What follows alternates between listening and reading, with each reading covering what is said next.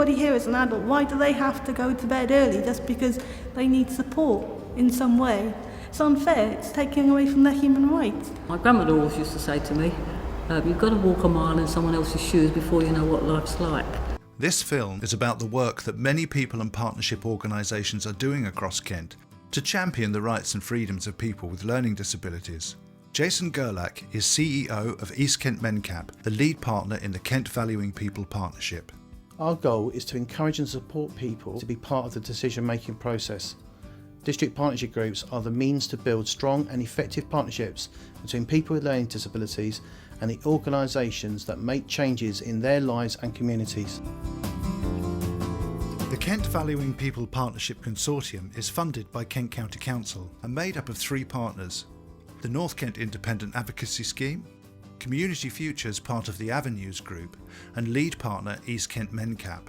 Across Kent, the 11 district partnership groups have built and developed a county-wide network, bringing together a range of people, families and organisations that work to improve the lives of people with learning disabilities. I'm a Valuing People district worker for South West Kent, and I set up district partnership groups for people with a learning disability and their family. I'm really passionate about making a difference for people with a learning disability, and we don't do it for people, we actually support people to do it themselves. The Easy Read group was held in Tunbridge at Scots Project Trust, and we had a variety of different people that came in from different services. You may not. So every other month, Kent Community Health Trust go out and work with a district partnership group across Kent to look at patient information and to see whether it's easy to read for people with learning disability. Easy Read information is short and to the point with pictures next to it to show what you mean. What I would like to do is work with you today for you to tell me whether you like these pictures, whether you understand them. They look at the pictures first and they see if it matches up with the text, and if the text is short enough, to the point, if it's easy to understand, and if it's not, then the group make recommendations to Kent Community Health Trust, who then take that information back. Recently there's been an implementation on the Accessible Information Standard, so all NHS and health and social care organisations and providers have to make reasonable adjustments and make sure that their information is easy for people to understand. So I'm going to read out what that says. It says, after sex, the man should take the condom off and put it in the bin. Okay? I think that's clear enough. I also had an aunt who was a nurse. Job done. I don't know if you need It's really important to go through each section and make sure that people understood it clearly. There. Do you think that that's having you? Yeah. After the changes have been made by Kent Community Health Trust, the information is then sent to the district worker, and then I send it out to those that have been involved within the group, so they can see that their changes have actually made a difference. You would be helping somebody else that has trouble with their eyes like you do, if you say what size suits you. We've made lots of different easy read information, which doesn't only just help people with a learning disability, it helps lots of different people within the community.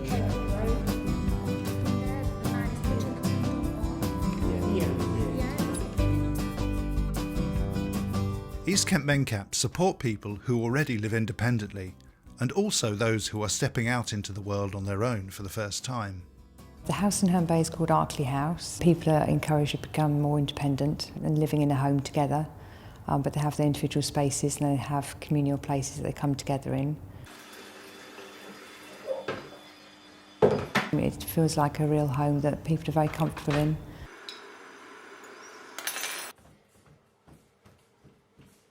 Holly was a very shy young lady, but now she's moved to Arkley. She's becoming a much more of an independent lady. She needs support to do that. It's a very gradual process, but in it being gradual, it's giving her more confidence. How long have you lived here, Hol? 3 years.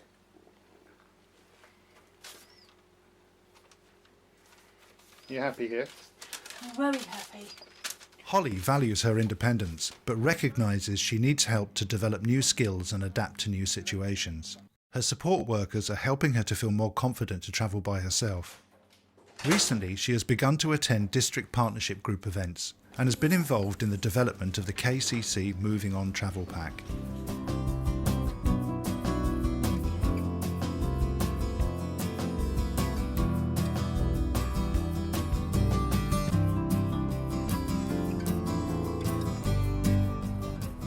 One aspect that she's actually doing very well is travel training. She's catching the bus to go from Herne Bay to go into Canterbury. She has someone that goes on the bus with her, but they actually hang back, so in essence it's like she's going by herself. She's travelling by herself to Canterbury, which has given her, a great sense of achievement. Do you like Campaign? Yeah, I love it. It's a nice place, and I really love the seaside. I love the place. What do you love most about it? I love making friends. What? Swimming. I love swimming. Why do you like living in that house? Because I like doing things on myself. I like my own space. Because I don't want to live on my own, because I want to cope on my own. Washing, ironing sometimes, putting stuff away. Yeah. Do you like doing housework? Yeah, not really. So that's part of living independently, isn't it? Having to do your own housework. Yeah. It's going so fast, that bus rider. Slow down, bus rider, it's not a waste, mate. God. She'll stay for the day at SkillNet, doing whatever work she needs to get done there, and then go to the nail bar and work with Looking Ahead, where she'll stay by herself until the person will come back to support her to get back home again on the journey.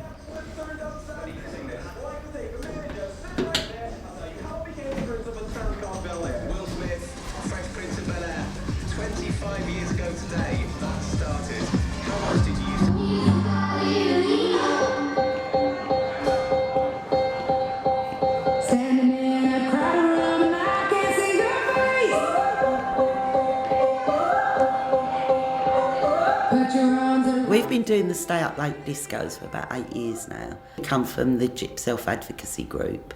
They was getting fed up of always being taken home early because the staff rotas finishing at 9 o'clock, 10 o'clock.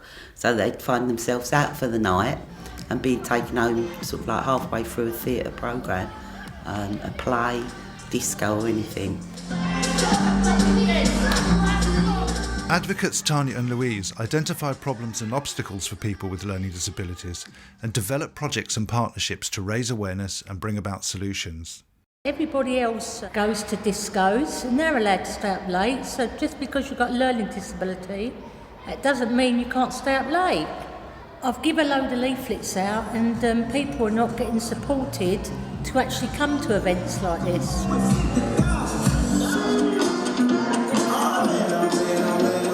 We always say it comes back to putting it into the actual contracts that they have with these service providers. All we can do is highlight it, make a bit of a protest, a bit of a stand, but we can't actually change it. It's got to go a lot higher than us. And unfortunately, it's really difficult to get people to listen. Some of the group homes, they tend to go home early, and the clients, they wanna stay up late, and the staff drag them off. People who don't need support don't understand how difficult it is to arrange it and to arrange it outside the norm. They say, oh, it's rotas. Our rota finishes at 10 o'clock, so we need to go to get people ready for bed and ready for the evening shift or the night shift. They need to allow flexibility because you are controlling somebody's life. I think it's an important fact that people outside that world don't always realise. Me and Tanya and our self-advocacy group, all we can do is keep on, like a bee in the ear.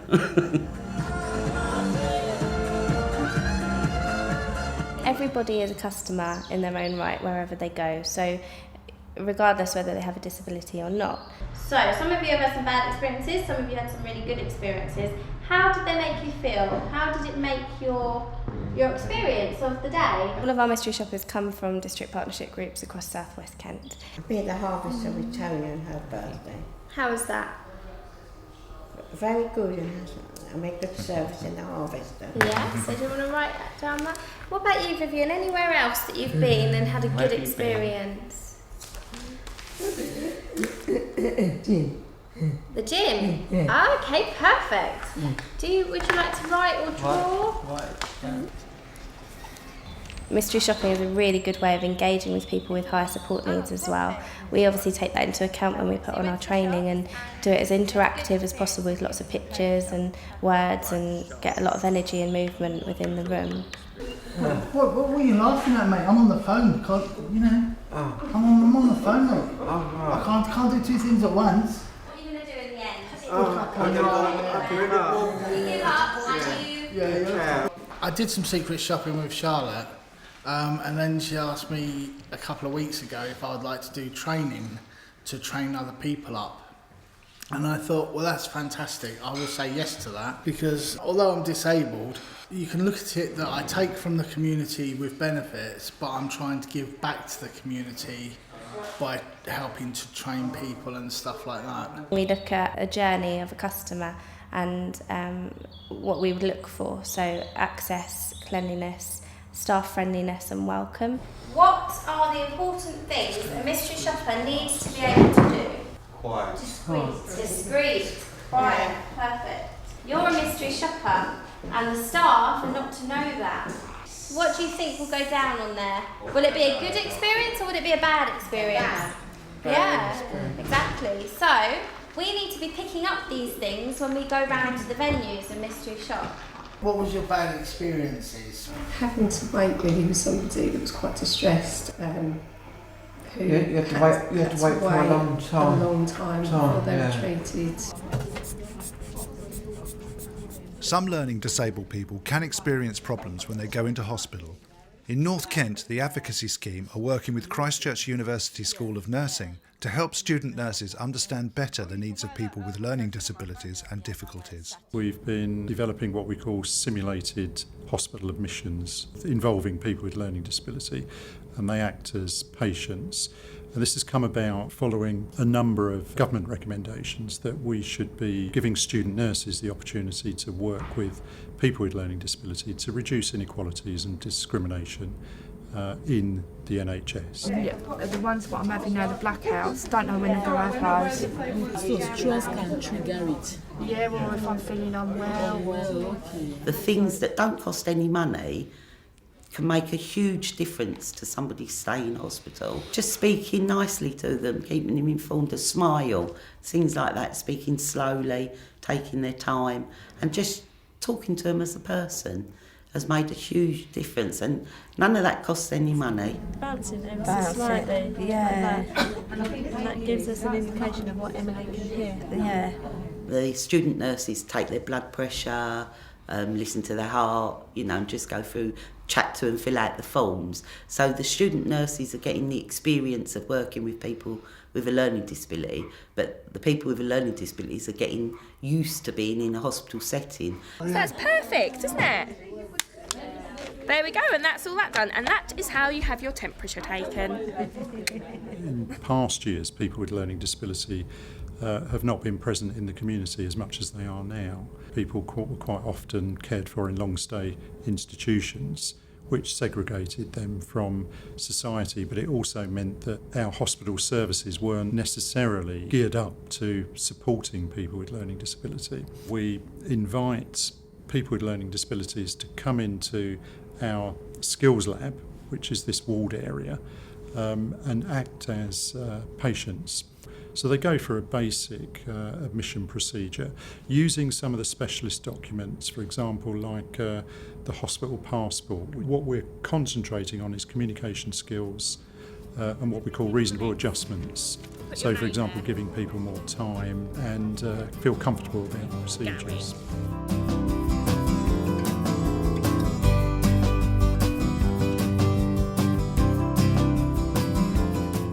We wanted to start up an advisory group, so we wanted people to actually be able to talk about their experiences in their districts, problems that they might have.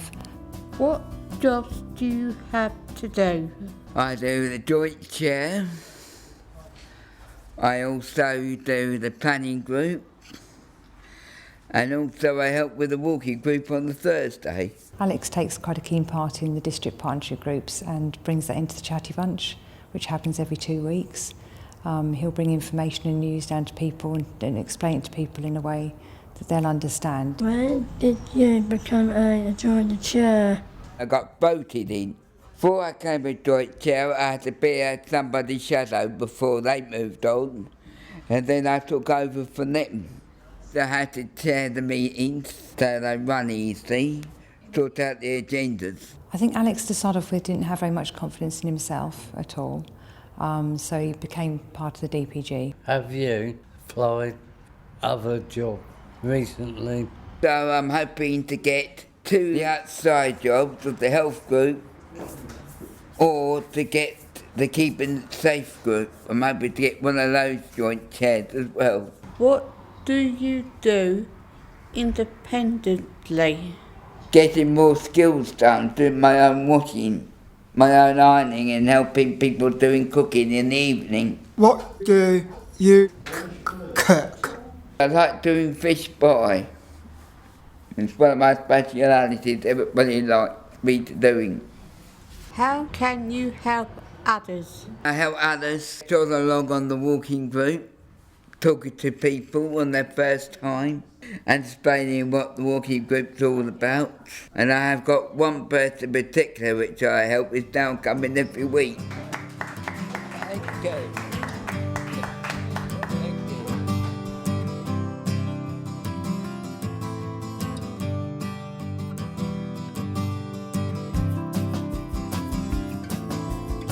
Works, you know, I think.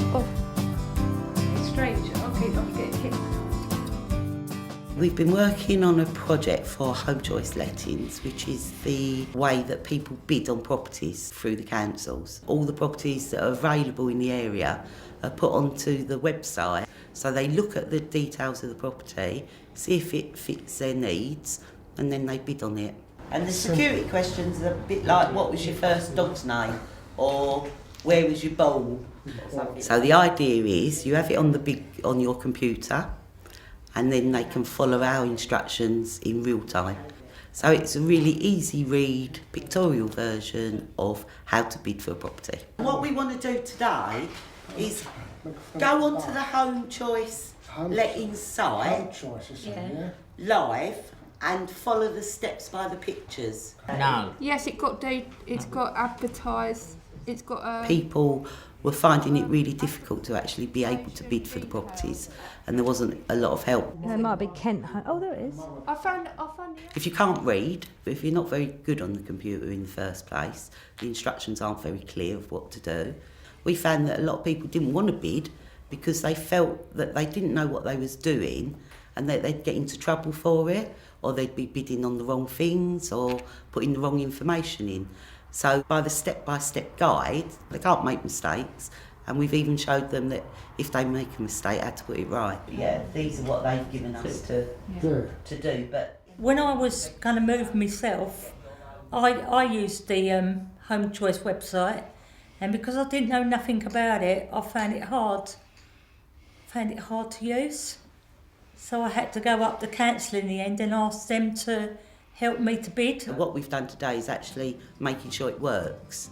So we've got all the photos, all the process, and now our group was just testing that it works. Okay, we've bidded on it, yeah. Perfect, So, and then you should get your ticket.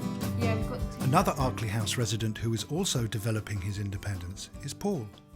Paul decided that he just wanted to be more near his family who live in Herne Bay. My house is just there. And now he wants to get more involved with the district partnership groups, with East Kent Mencap as well, and be on the board of trustees. Open it. Yeah. Coming. This is my bedroom. And some more horses up there. And this is my front room. And this is my kitchen. And got things here for healthy eating. Do you do all your cooking yourself here? Yeah, they watch me. He's a very confident chap, very chatty, very knowledgeable about what he does, and truly understands the importance of independence for other people as well. How have they helped you? What do you think of Mencap? Helped me to independent, cooking and going out. If I not feel well, I knock on the door. My mum died 6 years ago, last Christmas, dementia, when their birthdays, I'll get a card and go up there. Up to the cemetery? Yeah, with the staff, some staff come with me. What are your dreams, Paul? What would you like to do? Go back to work with horses. Back at Christchurch School of Nursing in North Kent, the GIP Advocacy Group are feeding back on their experiences of working with the student nurses in the Skills Lab. This afternoon is an evaluation. We give the students an opportunity to think about the experience this morning, reflect on it and evaluate. So the group is joining us this afternoon to give their evaluation about how they felt the session went, perhaps what they felt could have been changed or improved, or if they were happy with it, just to say that. Don't like people saying, oh, you've had it hard or something. That's just the extra thing to you or something, extra added bit, like the epilepsy, the learning disability. So it's the extra added bit of Sam. You know when you put it in Sophie's ear? Oh, that's it, yeah. Would you have that done to you again? Yeah? I try to. Oh, so perfect. Well done, Gav. The person did at the reception, she said, and she was really nice, and she took me down for the blood test, and she was really nice. When we've done the feedback, a lot of the nurses or student nurses will say that it's nothing that they expected, because learning disabilities is a generic term. Would you have that done again? Yeah. Yeah. But our group always say, my name's Rachel or my name's JP. So I'm JP first, and then I've got a learning disability. So if you remember that, then it's fine. And when we first came, we won't be scared then. he was like that, nothing. He sat on the chair and he wouldn't let nobody. I don't like it when people are just taken in. So for him, something happens to them and they don't get a chance to feedback or participate. So this is really good, because it actually gives them power to say, no, I didn't like the way that you spoke to me, or I thought that you spoke too quietly. So they're actually involved on an equal footing.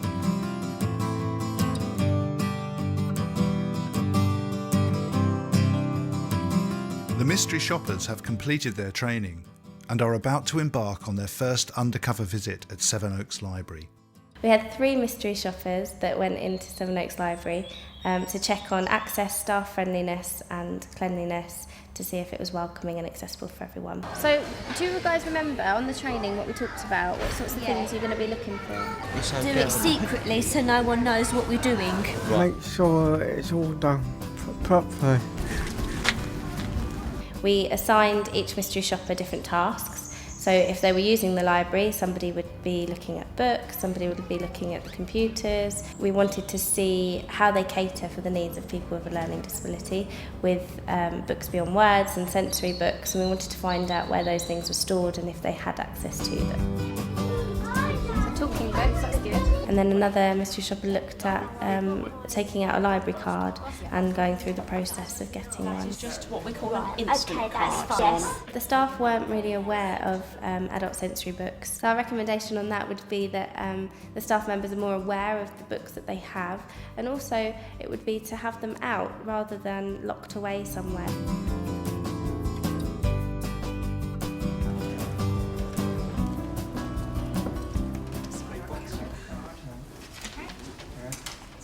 Now it's just going to load with a policy screen. It's just to let you know what you can and can't and aren't allowed to do on here. One of the recommendations we made was maybe if they had an easy read disclaimer, so that people were aware of what they were actually ticking rather than just ticking and logging in.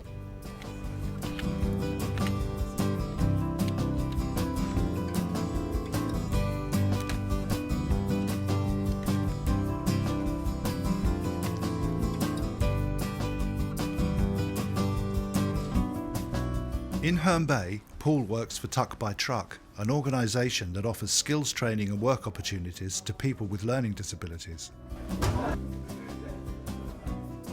That's it then.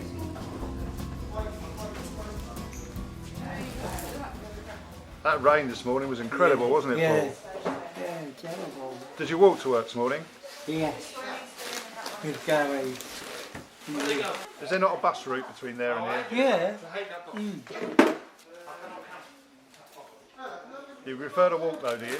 Yes. Why do you like to walk to work rather than get the bus? Costs a lot. Haven't you got a bus pass? Yeah, 9:30. Kent County Council do provide a free bus pass to disabled people, but it cannot be used until after 9:30 in the morning. This makes it difficult for some disabled people to get to college or work on time, and has been an ongoing problem talked about at district partnership groups. The issue was raised by people with learning disabilities at the Kent County Council Cabinet meeting, but to date there is still no change to the policy. We also help the clients here to go into the community and get voluntary jobs or paid jobs in the community as well, and then that usually leads to full-time employment, paid employment. One out.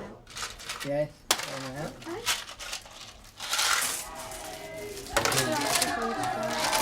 I've forgotten it.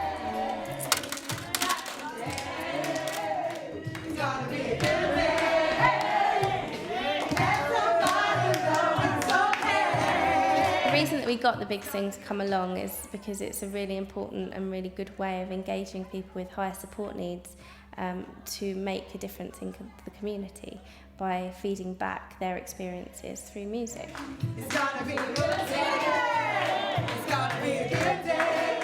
It's really important that actually we can share singing with everybody, you know. So yeah, it's a really rewarding thing to be part of.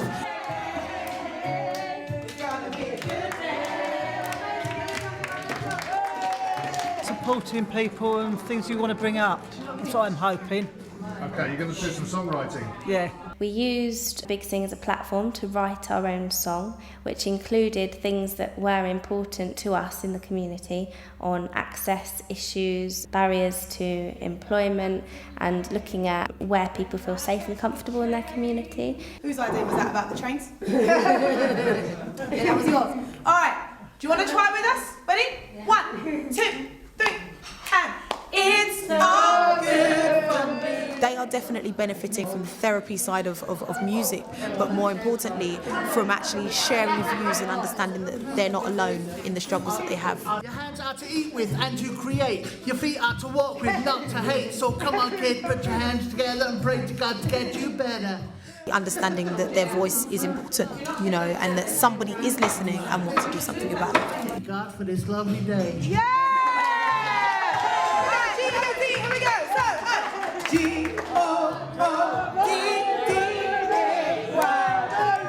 Back in Hythe, Alex is leading the first walk and talk group of the new year. I come to walk later because I've been on a leadership course with the district partnership group. Through the district partnership groups, he's just grown in confidence because we've allowed him to actually have that space and time and support. It's great fun to meet new people and generally to get more healthy.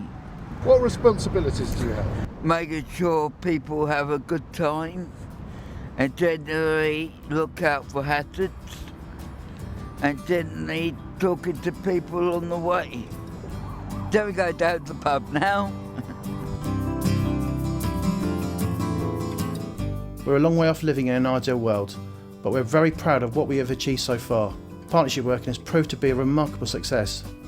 I've no doubt that the work we do together will continue to improve our society and make positive changes for all people living in our communities. We're involving the whole community in what we're doing, and it's really important that partners from the community are involved and that they also have a say in what goes on and what happens, and they're listening to people with a learning disability as to what they think and what they can bring. We just need to look at the positive side, that, you know, if you want to do something, then just keep saying you can. You've got this wonderful independent life here now. Wonderful friends and beautiful staff. I want to stay here for the rest of my life.